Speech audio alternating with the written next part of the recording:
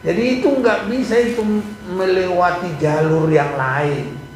Harus seperti tadi, dari Allah kepada Yesus, Yesus kepada hamba-hambanya, hamba-hambanya kepada 7 jemaat, walaupun itu merupakan sebagai model, tapi itulah model yang akan diberkati. Baru nanti sampai dengan Wahyu pasal 21 ayat 3, Allah bersama dengan umat-umat tegusanya. Tidak ada jalan lain. Itu sebabnya Yesus berkata, Akulah jalan kebenaran dan hidup, tidak ada seorang yang sampai kepada Bapa tanpa melalui Aku. Jadi harus melalui cabang-cabang itu dan melalui ranting-ranting itu secara benar-benar, baru nanti kita boleh sampai di Yerusalem baru, kekal selama-lamanya.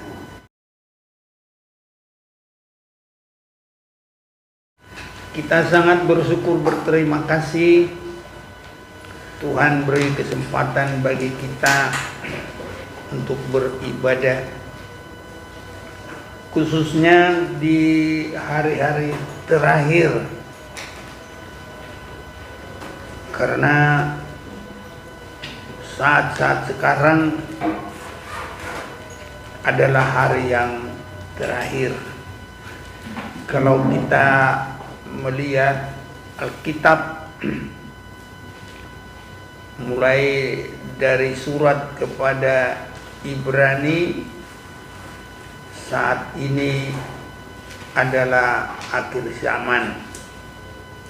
Saya baca itu sebagai pengantar dulu. Ibrani 1 ayat 1 sampai 3. Setelah pada zaman dahulu Allah berulang kali dan dalam berbagai cara berbicara kepada nenek moyang kita dengan perantaraan nabi-nabi, maka pada zaman akhir ini Ia telah berbicara kepada kita dengan perantaraan anaknya yang telah Ia tetapkan sebagai yang berhak menerima segala yang ada. Oleh Dia Allah telah menjadikan alam semesta. Jadi sejak Yesus datang ke dunia, mulai dari kelahirannya, ini kita adalah tahun 2023, itu tahun Masehi. Maka itu adalah akhir zaman dengan kita membaca ayat ini, karena disebut di sini ayat 2 tadi, maka pada zaman akhir ini Ia telah berbicara kepada kita dengan perantaraan anaknya yang telah Ia tetapkan sebagai yang berhak menerima segala yang ada. Oleh Dia Allah telah menjadikan alam semesta. Jadi kedatangan Yesus adalah Allah berbicara kepada manusia. Dan mulai Dia datang ke dunia ini, itu sudah disebut akhir zaman. Berarti akhir zaman sudah sedang berjalan 2023 tahun. Itu sebabnya kita harus semakin membaca, memperhatikan, mendengar firman Tuhan. Itu sebabnya juga kalau kita baca di dalam kitab Wahyu, di situ juga disebutkan Wahyu 1 ayat 3, berbahagialah yang membacakan dan mereka yang mendengarkan kata-kata nubuat ini dan yang menuruti apa yang ada tertulis di dalamnya, sebab waktunya sudah dekat. Nah, jadi untuk saat sekarang waktu sudah dekat, kita harus semakin memperhatikan firman Tuhan, khususnya kitab yang terakhir ini. Allah berbicara sebagai yang terakhir. Dalam Wahyu pasal 3 ini, berbahagia yang membacakan dan mereka yang mendengarkan kata-kata nubuat ini dan yang menuruti apa yang ada tertulis di dalamnya, sebab waktunya sudah dekat.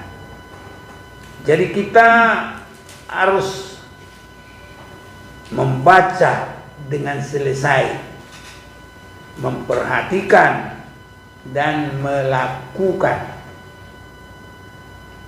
Kitab Wahyu ini adalah Tuhan membukakan hal-hal yang kita akan lalui melebihi dari hari-hari yang sudah-sudah. Kita harus mengerti dari firman ini bagaimana yang kita akan lalui masa-masa yang terakhir. Karena dalam masa yang terakhir ini di dalam kitab Wahyu, kita melihat bagaimana rencana Tuhan bagi umatnya yang dikasihi. Ini yang pertama. Bagaimana juga kerusakan bumi, bagaimana juga terjadinya kesulitan-kesulitan yang banyak bagi manusia-manusia, bagaimana juga penghukuman-penghukuman yang terjadi. Jadi apalagi ada dua yang selalu sama-sama bergerak, yaitu dalam Wahyu pasal yang ke-22. Saya mau baca bagi kita ayat 11. Barang siapa yang berbuat jahat, biarlah ia terus berbuat jahat. Barang siapa yang cemar, biarlah ia terus cemar. Ini kalau kita lihat, sepertinya tidak ada lagi yang bisa membendung. Karena apa yang disebut ini, barang siapa yang cemar biarlah ia terus cemar. Jadi tidak dihambat. Barang siapa berbuat jahat, biarlah ia terus berbuat jahat. Jadi tidak ada hambatan dosa. Namun yang sangat penting supaya bagi kita terjadi, disebutkan barang siapa yang benar, biarlah ia terus berbuat kebenaran. Terus, jangan berhenti, jangan dihambat oleh apapun, terus. Dan firman Tuhan sudah berkata, barang siapa yang kudus, biarlah ia terus menguduskan dirinya. Kiranya Tuhan tolong kita untuk masuk di dalam kelompok ini. Benar, terus berbuat benar. Kudus, terus berbuat kudus. Karena di dalam Wahyu ini semuanya sudah tidak ada lagi penghalang. Itu sebabnya kalau kita lihat di akhir zaman ini, ya bingung kita lihat bagaimana kejahatan, korupsi, kecemaran, segala macam. Bagaimana sebenarnya tadinya penegak hukum, tapi justru yang berbuat kecemaran, berbuat kejahatan, itu yang kita lihat. Jadi sepertinya tidak ada lagi halangan, dan semua itu sedang berjalan masing-masing dengan derasnya, bagaikan sungai yang sangat deras meluncur kepada jalannya. Itu sebabnya apa yang harus kita tekuni, apa yang harus kita perbuat di dalam pengiringan kita kepada Tuhan, dalam kesempatan kita boleh menerima berkat Tuhan, kita harus mengerti apa yang kita harus perbuat. Saya mau baca dulu bagi kita Wahyu pasal 1 ini kembali. Inilah wahyu Yesus Kristus yang dikaruniakan Allah kepadanya, supaya ditunjukkannya kepada hamba-hambanya apa yang harus segera terjadi, dan oleh malaikatnya yang diutusnya ia telah menyatakannya kepada hambanya Yohanes. Jadi kitab Wahyu ini adalah sesuatu pembukaan pemberitahuan, atau sedikitnya harus minta hikmat biar terbuka kitab Wahyu, tidak boleh tertutup. Karena kitab Wahyu ini adalah dari Allah kepada Yesus yang disampaikan kepada hambanya, yaitulah termasuk Yohanes. Kalau kita baca lagi nanti dalam kitab Wahyu pasal 2 dan 3, termasuklah malaikat jemaat ketujuh sidang jemaat itu. Jadi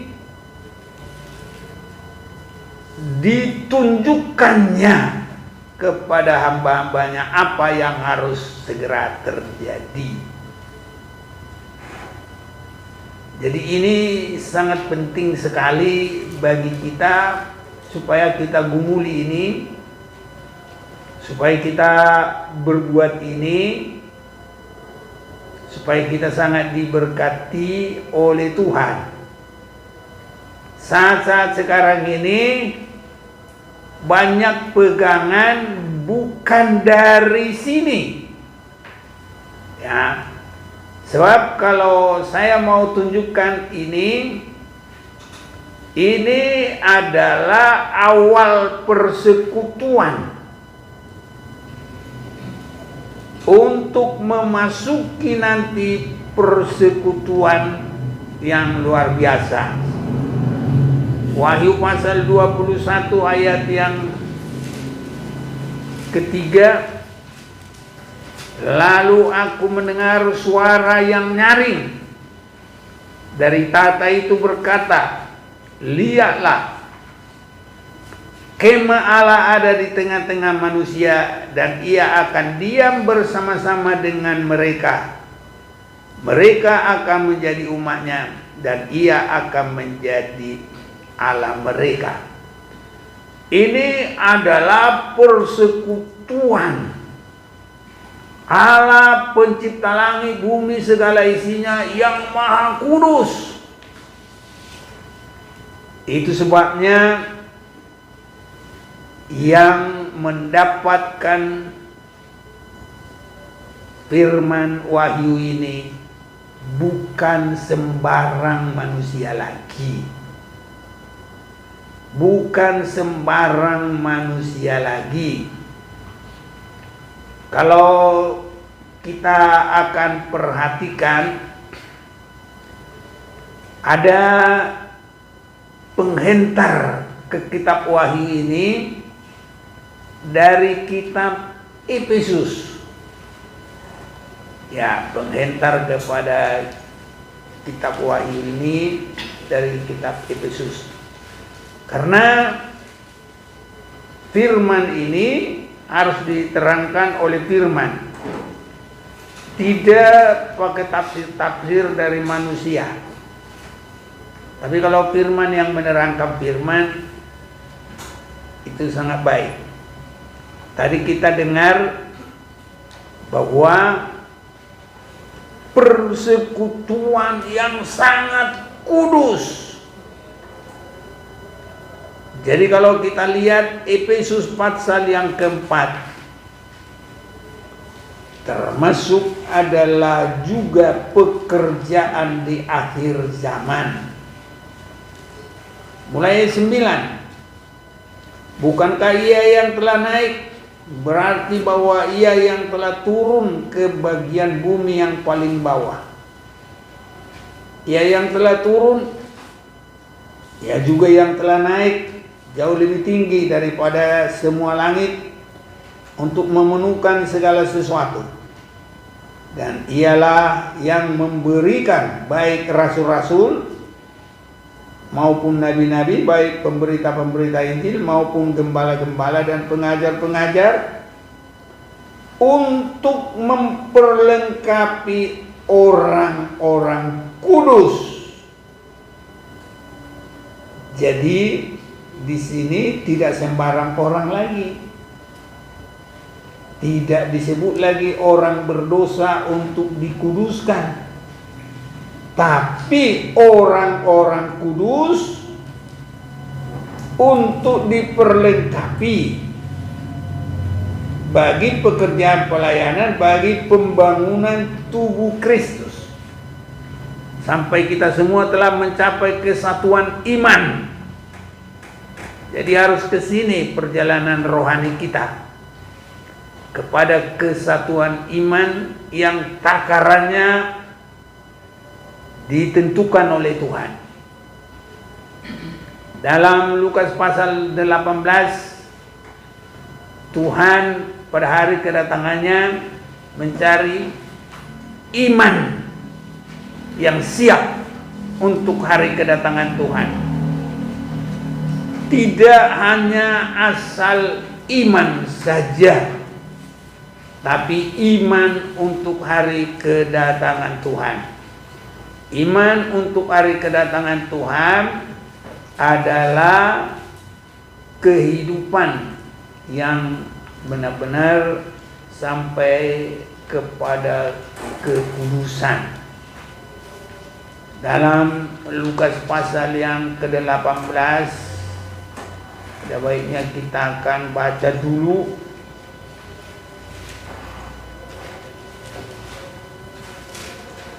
ayat 8 saja, atau mulai ayat yang ke-6. Kata Tuhan, camkanlah apa yang dikatakan hakim yang lalim itu. Tidakkah Allah akan membenarkan orang-orang pilihannya? Ini orang-orang pilihan yang siang malam berseru kepadanya. Jadi kita, saudara-saudaraku, tingkatkan berdoa kepada Tuhan. Tidak harus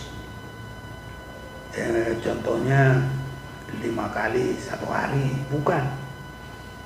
Firman Tuhan berkata, tidakkah Allah akan membenarkan orang-orang pilihannya yang siang malam berseru kepadanya. Jadi setiap kita bangun hati kita tetap ke Tuhan, dan Tuhan akan pimpin kita bisa mengerjakan pekerjaan, tapi hati tetap melekat kepada Tuhan. Kita tidak tutup mata pun, tapi kita tetap hati kita melekat kepada Tuhan. Kita kerjakan pekerjaan kita seperti biasa selama kita hidup ini. Selanjutnya disebut, dan adakah ia mengulur-ulur waktu sebelum menolong mereka? Aku berkata kepadamu, ia akan segera membenarkan mereka. Akan tetapi jika Anak Manusia itu datang, adakah ia mendapati iman di bumi? Ini iman untuk kedatangan Yesus. Karena sasaran iman itu ada.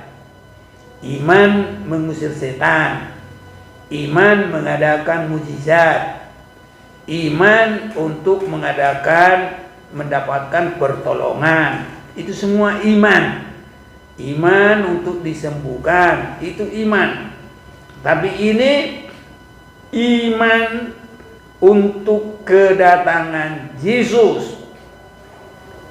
Itu adalah murni kehidupan orang-orang yang hatinya sudah terus melekat kepada Tuhan siang malam. Jadi itu sebabnya pekerjaan di akhir zaman ini tidak hanya asal begitu saja. Memang kita tidak mengerti, bukan kita yang membatasi. Dikala ada waktunya memberitakan Injil keselamatan, tetap diberitakan. Tapi kita harus mengerti posisi di akhir zaman. Sudah harus mengerti pekerjaan akhir zaman ini adalah untuk memperlengkapi orang-orang kudus. Nah, tadi Efesus 4 ayat 12. Untuk memperlengkapi orang-orang kudus bagi pekerjaan pelayanan, bagi pembangunan tubuh Kristus. Jadi hanya mereka yang Tuhan akan pimpin nanti menjalani segala kesulitan yang terjadi. Sebab kalau pasal 1 permulaan dan memberitakan keberadaan Yesus, pasal 2 sudah mulai surat-surat kepada ketujuh jemaat, dengan pasal 3, pasal 4 suasana sorga, pasal 5 adalah pembukaan buku yang termeterai. Baru pasal 6 itu sudah mulai terjadi kelaparan, peperangan, kematian. Nah, digambarkan dengan ada kuda kelabu, kematian, kuda merah adalah satu lagi kuda kelabu, kuda merah, ya kuda putih, ya tapi ada.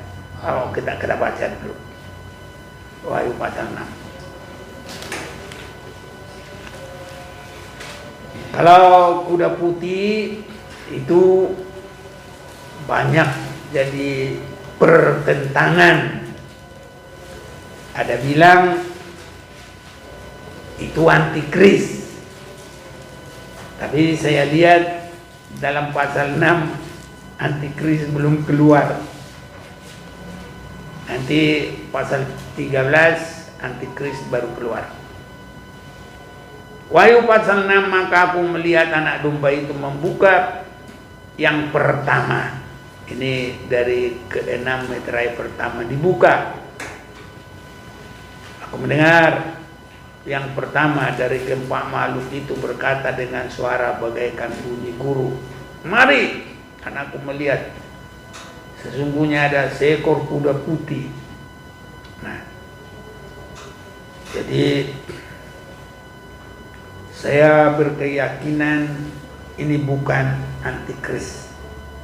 Kuda artinya kecepatan, putih artinya kerohanian, kekudusan.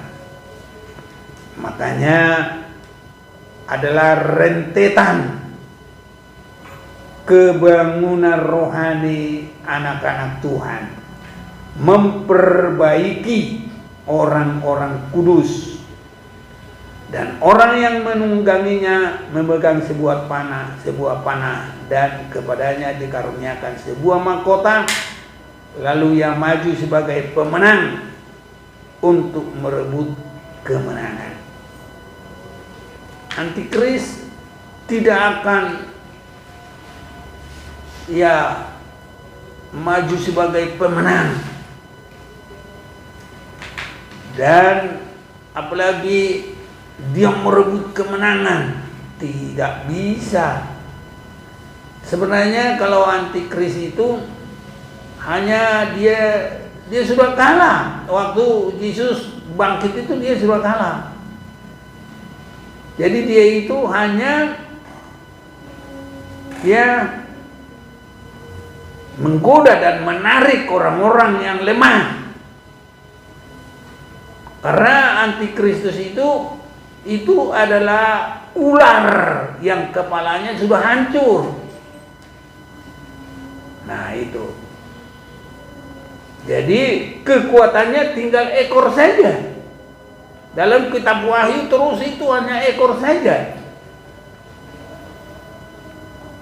Itu sebabnya sebelum terjadi kesulitan besar, kita harus ikut dalam kelompok dan gelombang kebangunan rohani, kegerakan rohani, memperbaiki orang-orang kudus ini supaya merebut kemenangan kepada kemenangan sampai tidak bercacat celah, untuk boleh masuk dalam persekutuan yang sangat kudus. Lihatlah tempat Allah bersama dengan manusia. Itu tadi Wahyu 21 itu ayat 3. Tanpa pengudusan yang terus menerus tidak akan bisa masuk ke sana. Itu sebabnya Wahyu ini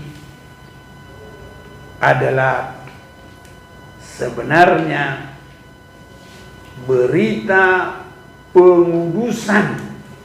Yang pertama, berita pengudusan bagi orang-orang yang diselamatkan Tuhan. Walaupun nanti di dalamnya ada berita peperangan, berita kelaparan, berita kehancuran bumi, ada semua. Tapi intinya adalah berita pengudusan bagi orang-orang pilihan Tuhan. Kiranya kita mau sampai pasrah ke situ. Ya, orang-orang pilihan Tuhan. Itu sebabnya tadi kalau kita sudah baca Wahyu 1 ayat 1, inilah wahyu Yesus Kristus yang dikaruniakan Allah kepadanya, supaya ditunjukkannya kepada hamba-hambanya apa yang harus segera terjadi. Ya. Jadi itu sebabnya kalau sekarang ini ada orang yang berkata dia baru dari neraka, ada pesan. Dia baru dari surga, ada pesan. Nanti ini enggak benar lagi ini firman. Karena firman akhir zaman ini adalah dari Allah kepada Yesus. Dari Yesus kepada hamba-hambanya. dan dari hamba-hambanya kepada ketujuh sidang jemaat. Ataupun kalau itu 7 sidang jemaat adalah model dari gereja di akhir zaman ini. Jadi itu sebabnya kita lihat wahyu Yesus Kristus yang dikaruniakan Allah kepada Yesus. Jadi harus begitu urutannya, tidak boleh lain. Itu sebabnya kalau persekutuan ini kita ambil sebagai pohon yang tidak kelihatan itu adalah Allah yang menopang semuanya dari bawah. Dan yang kelihatan itu adalah Yesus. Dia sudah mulai membawa pesan itu dari batang. Dan kepada hamba-hambanya itu adalah cabang-cabang. Dan nanti kalau kita lihat pesan itu bukan ke sembarang orang lagi. Ayat yang keempat, Wahyu pasal 1 ayat 4. Dari Yohanes kepada ketujuh jemaat yang di Asia Kecil, kasih karunia dan damai sejahtera menyertai kamu dari Dia yang ada dan yang sudah ada dan yang akan datang, dan dari ketujuh roh yang ada di hadapan tahtanya. Jadi 7 jemaat itu semuanya ada di Asia Kecil. Mana tahu nanti Tuhan tolong, Tuhan berkati kita semua, kita tur dulu ke sana. Jadi kita lihat jemaat yang Tuhan katakan. Tidak ada yang mustahil. Saya aku imani jadi aja karena Tuhan. Jadi itu jemaat itu ditulis lagi dalam ayat 11. Katanya, apa yang engkau lihat tuliskanlah di dalam sebuah kitab dan kirimkanlah kepada ketujuh jemaat ini, ke Efesus. Gimana kita baca bersama-sama? 1, 2, 3. Ke Efesus, ke Smyrna, ke Pergamus, ke Tiatira dan Sardis, ke Philadelphia dan Laodikia.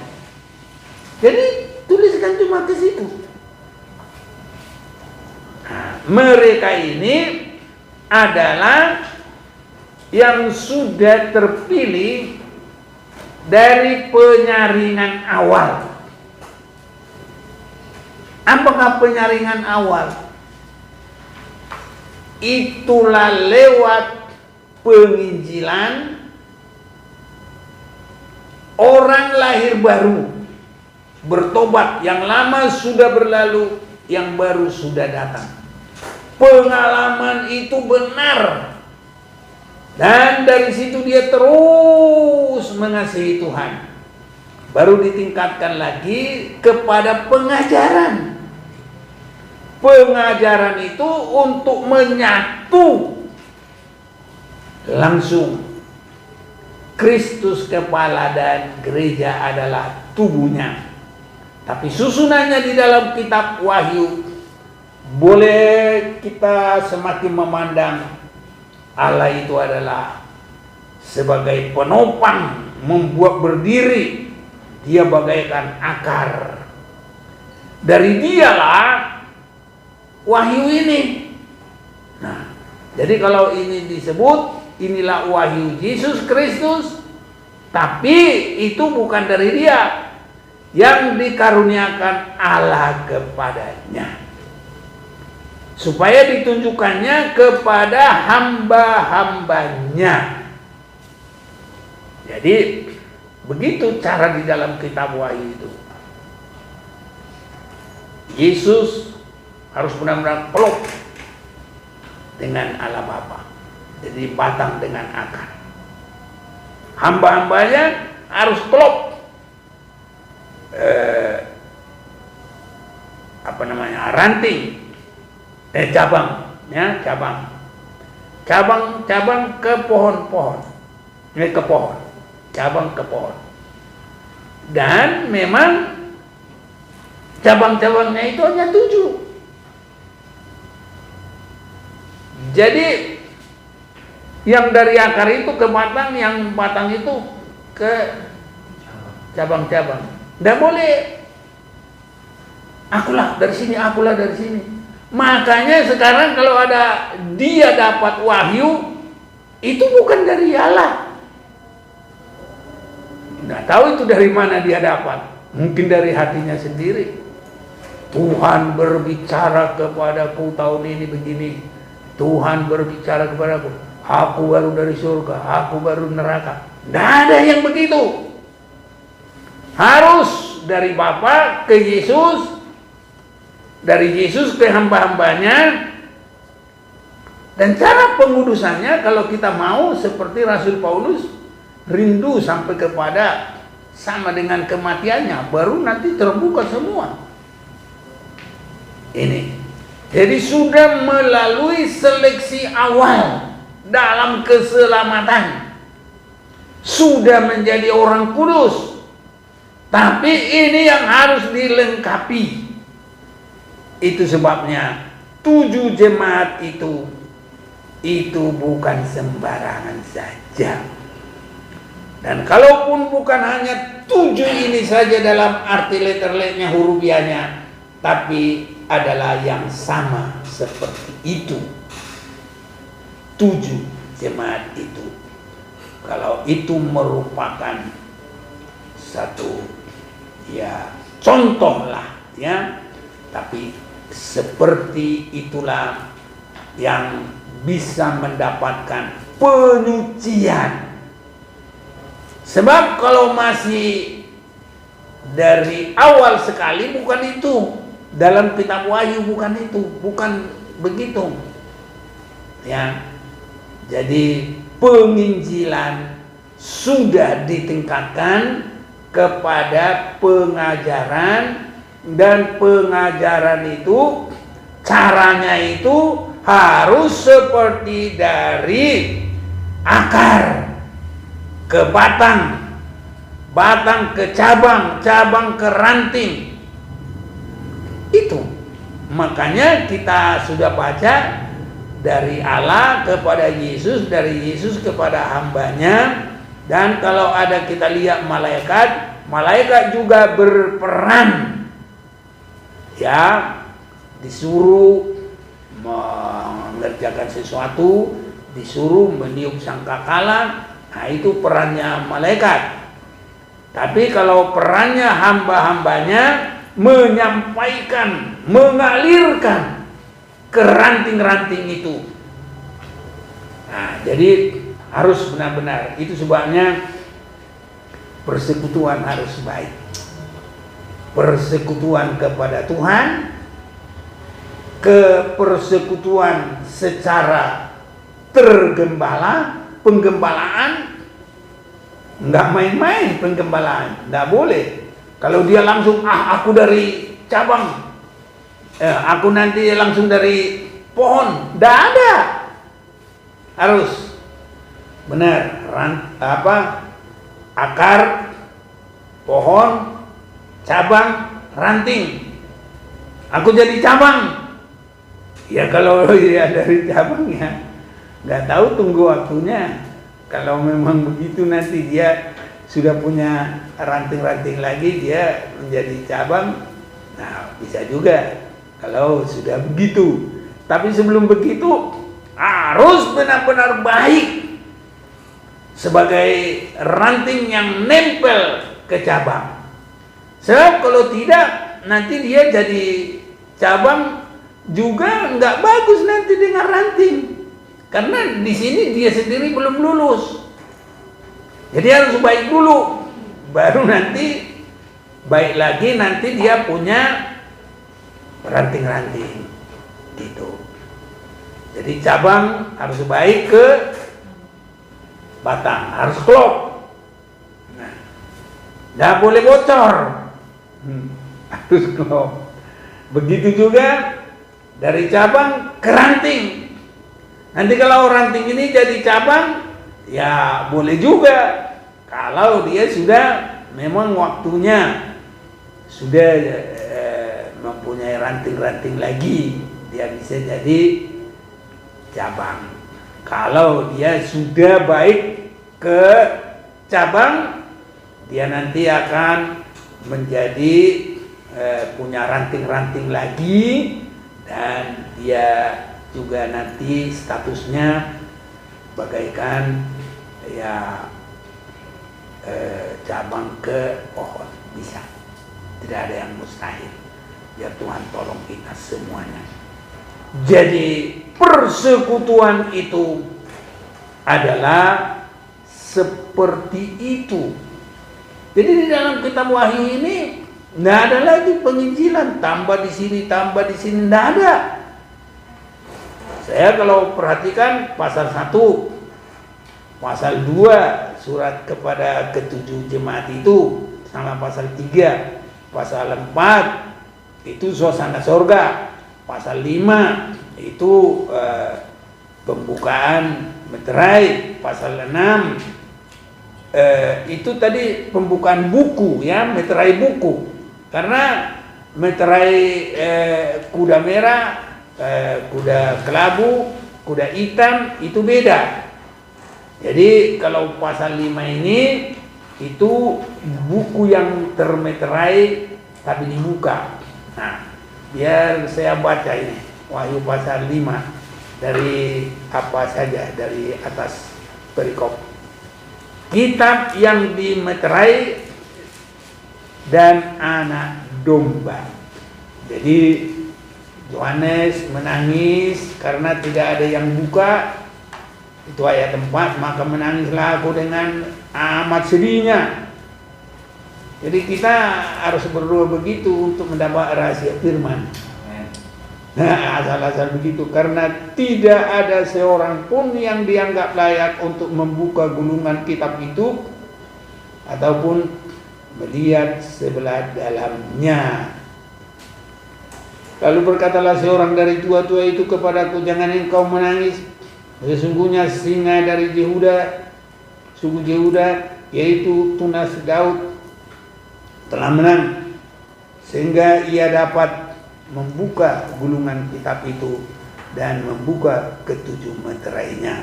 Nah, ini jadi pembukaan buku yang termeterai.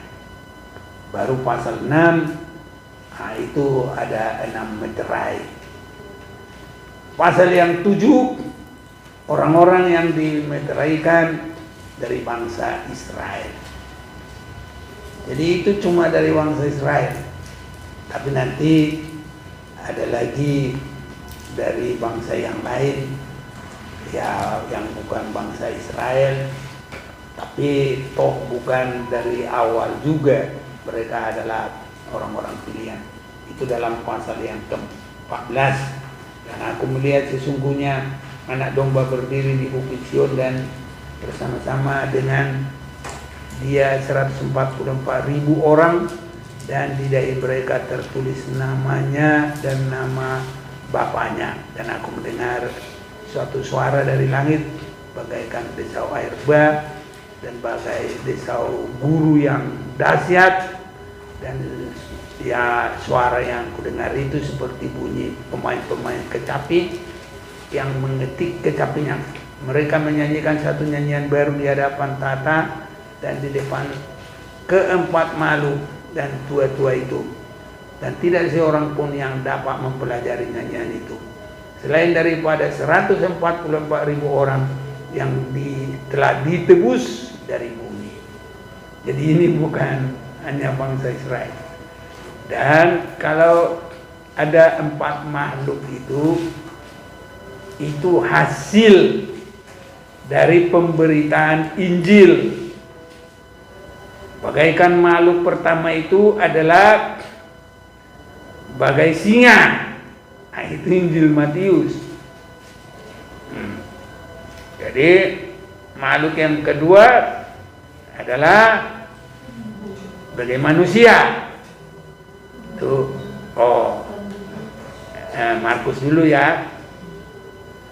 Itu adalah lembu, muka lembu. Nah, itu menunjuk Yesus sebagai hamba melayani. Jadi kalau di depan itu berarti harus sudah penyucian penginjilan, lahir baru yang benar, harus berpengalaman yang lama sudah berlalu, yang baru sudah datang. Jadi mau masuk surga itu bukan main-main, tidak salah-salah. Kalau ada berkata salah-salah itu, jadi kita harus berjuang sungguh-sungguh. Segala perjuangan yang paling tinggi ya ini. Ya. Jadi nanti kalau Tuhan sudah memberkati luar biasa, mereka menyanyikan suatu nyanyian baru di hadapan tahta dan di depan keempat makhluk dan tua-tua itu. Jadi makhluk itu tadi dua sudah, yang ketiga seperti manusia, yang keempat seperti burung raja wali.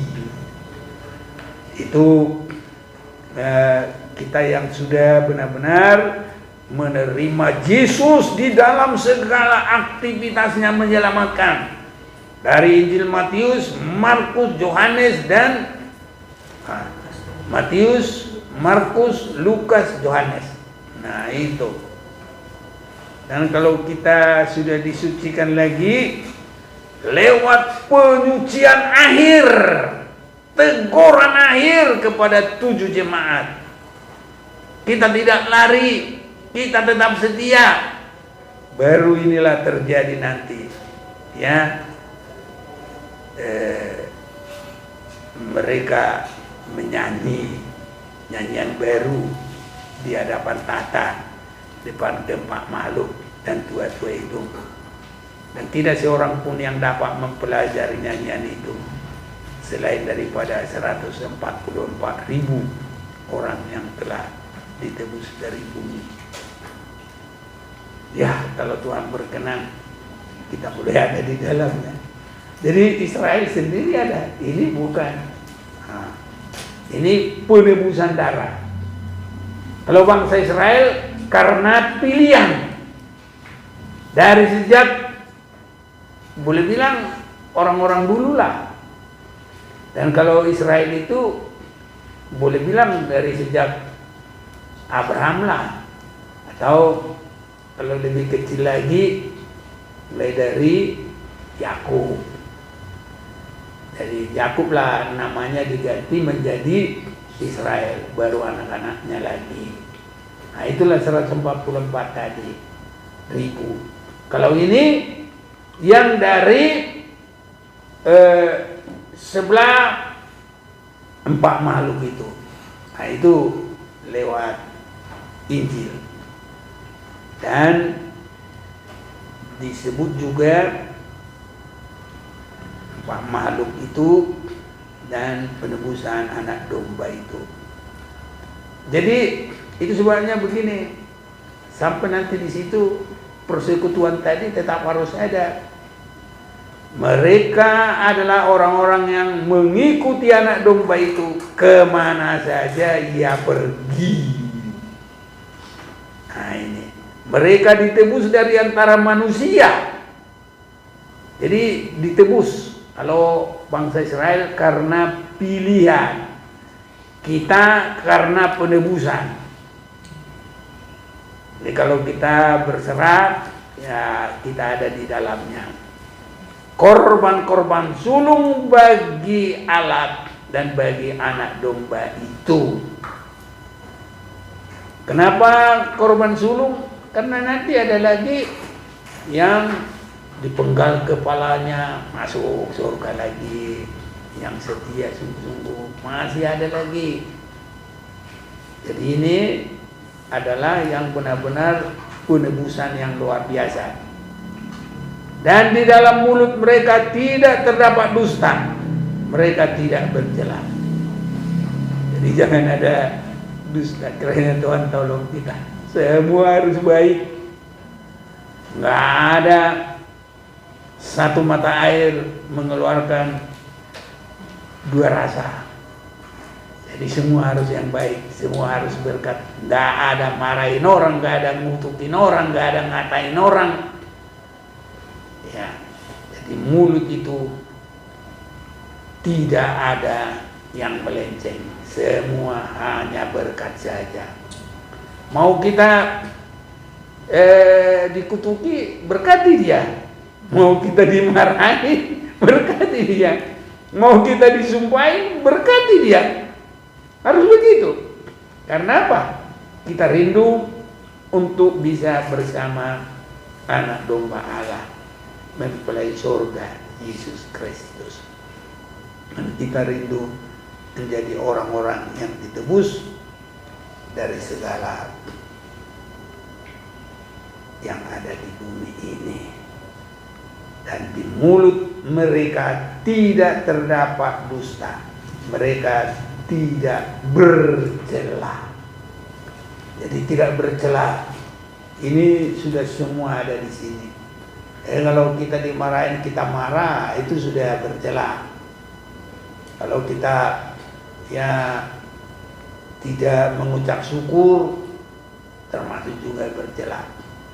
Jadi saya yakin kalau kita mau Tuhan kita itu sangat baik.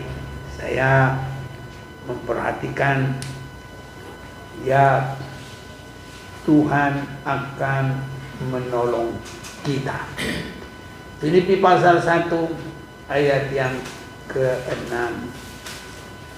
Ia akan hal ini aku yakin sepenuhnya, yaitu Ia yang memulai pekerjaan yang baik di antara kamu. Nah, ini mulai dari kita percaya kepada Yesus, akan meneruskannya sampai pada akhirnya, pada hari Kristus Yesus. Jadi dia akan menolong kita semuanya. Ada yang mau baca lagi? Filipi 2 ayat 13. Ayo. Filipi 2 ayat 13. Karena Allah lah yang mengerjakan di dalam kamu baik kemauan maupun pekerjaan menurut kerelaannya. Asal kita mau saja, asal membuka hati, nanti Tuhan akan menolong kita. Yang lain yang mau baca 1 Korintus 12 ayat 3. Ayat 3 yang firman Tuhan. Karena itu aku mau meyakinkan kamu bahwa tidak ada seorang pun yang berkata-kata oleh Roh Allah dapat berkata terkutuklah Yesus. Tadi kita memuliakan Yesus, makanya harus penuh dengan Roh Kudus. Berdoa semua dipenuhi dengan Roh Kudus. Amin. Iya, berdoa terus. Ayo yang lain, 1 Tesalonika 3 ayat 13.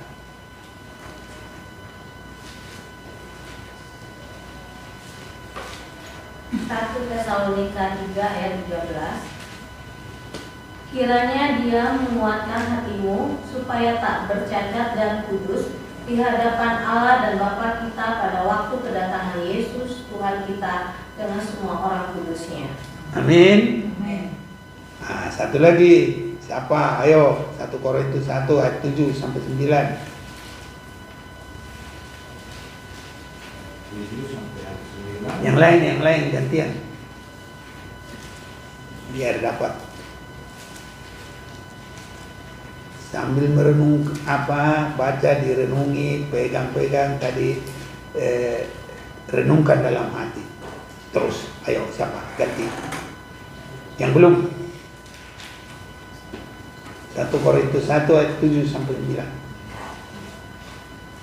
1 Korintus 1 ayat 7 sampai dengan 9. Demikianlah kamu tidak kekurangan dalam suatu karunia pun, sementara kamu menantikan penyataan Tuhan kita Yesus Kristus. Ia juga akan meneguhkan kamu sampai kepada kesudahannya, sehingga kamu tak bercacat pada hari Tuhan kita Yesus Kristus. Allah yang memanggil kamu kepada persekutuan dengan anaknya Yesus Kristus Tuhan kita adalah setia. Amin. Jadi Allah Bapa, Yesus pohon, hamba-hamba Tuhan itu adalah cabang, dan kita semua adalah ranting-ranting di dalamnya. Itu persekutuan. Sangat indah.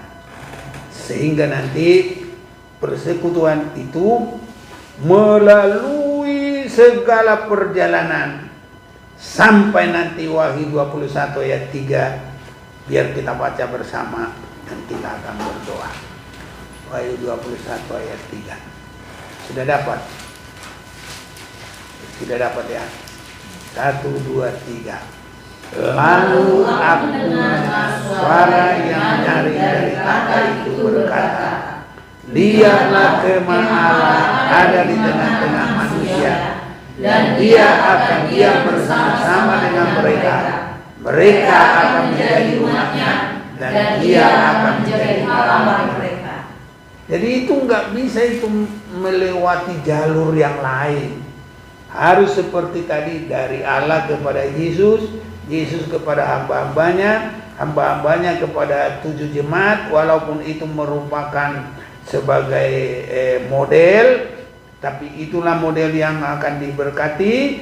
Baru nanti sampai dengan Wahyu pasal 21 ayat 3, Allah bersama dengan umat-umat tebusannya.